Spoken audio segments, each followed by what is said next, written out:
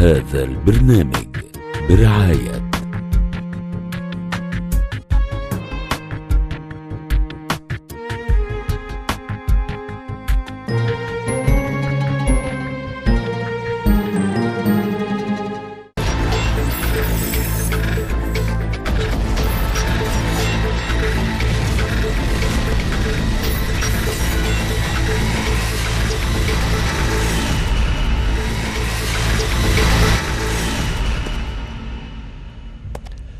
بسم الله الرحمن الرحيم. رب اشرح لي صدري ويسر لي أمري واحلل عقدة من لساني يفقه قولي. أهلا بكم أعزائي المشاهدين في حلقة جديدة من برنامجكم 5 أمان. مصر في شهر أكتوبر 2025 في أجمل وأحلى أيام بتعيشها بلدنا. إنجازات مصر الغير مسبوقة في شهر أكتوبر، شهر الانتصارات. تعالوا مع بعض ونفرح مع بعض بالإنجازات اللي هي، تعالوا نشوفها كده. 1. استضافة قمة شرم الشيخ للسلام يوم 13 أكتوبر برئاسة السيد الرئيس عبد الفتاح السيسي والرئيس الأمريكي دونالد ترامب، وبحضور قادة وممثلين لأكثر من 20 دولة. وهنا عاوز أقول حاجة مهمة قوي. سينا اللي كانوا بيخططوا إنها تبقى أرض للتهجير جم لغاية عندها واتجمعوا فيها، واتجمعوا في أرض اللي كانوا حاطينها في دماغهم عشان تكون أرض التهجير، عشان يجوا فيها ويوقعوا اتفاقية القضاء على مخطط التهجير. شكرا ليك يا ريس، شكرا لأنك فعلا حافظت على أرضنا وكرامتنا على مدار سنين من الصراعات الجنونية اللي بتحصل في الشرق الأوسط. شكرا لأنك قلت لا وبقوة لا للتهجير وتصفية القضية الفلسطينية.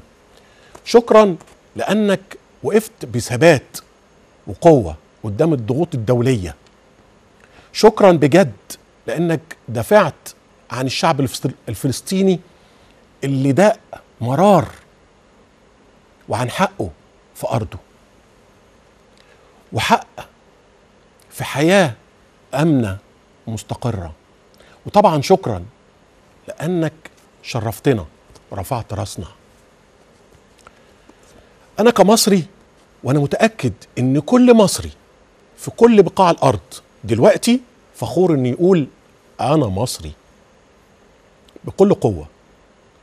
بعد اللي شفناه على أرض مصر، كل مصري متغرب في أي مكان فخور دلوقتي إن هو يقول أنا جنسيتي مصري.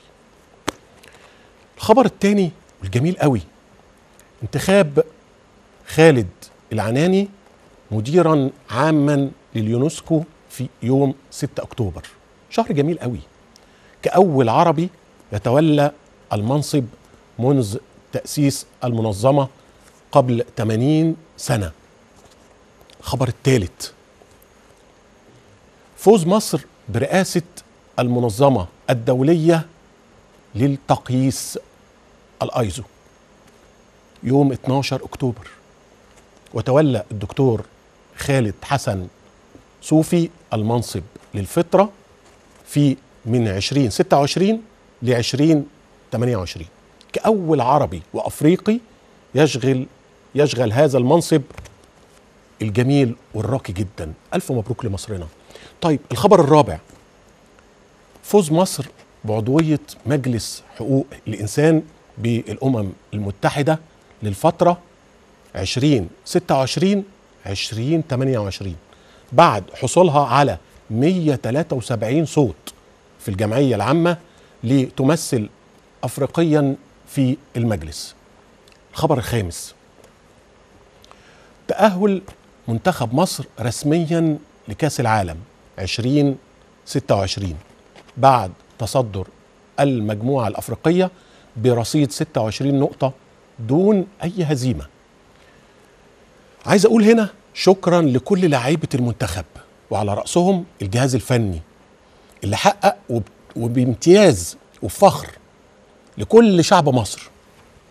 كل شعب مصر حققوا اللي محتاجه شعب مصر بدون ما ندخل بقى في حسبة بيرما عشان نصعد ويكفي ان اقول لكم ان الكاميرون كفريق قوي جدا كلنا عارفينه، عملاق افريقيا، منتظر الملحق علشان يصعد في مجموعته.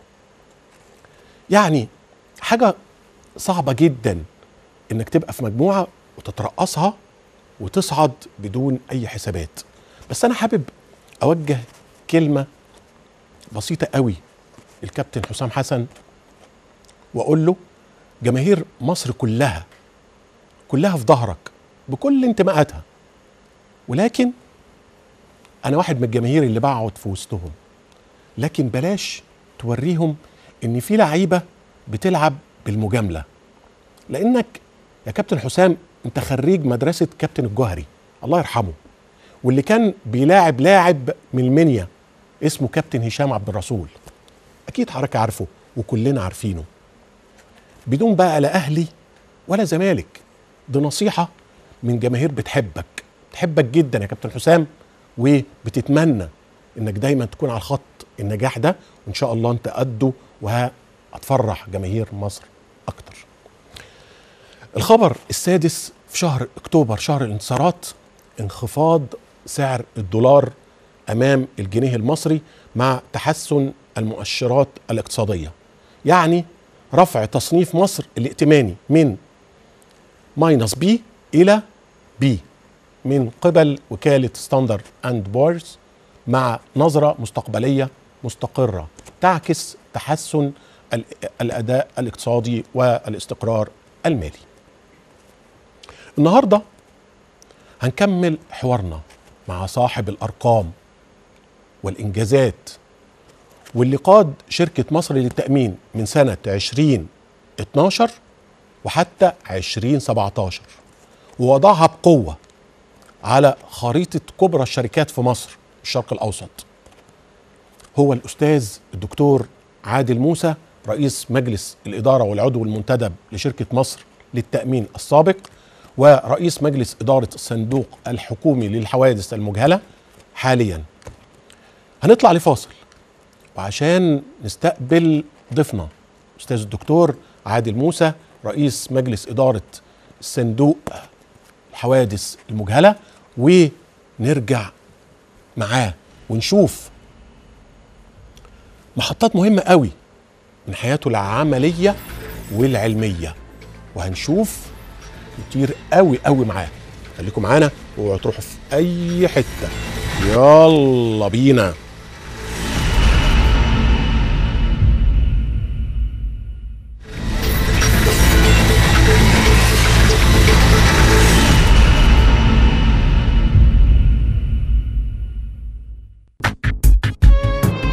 هذا البرنامج برعاية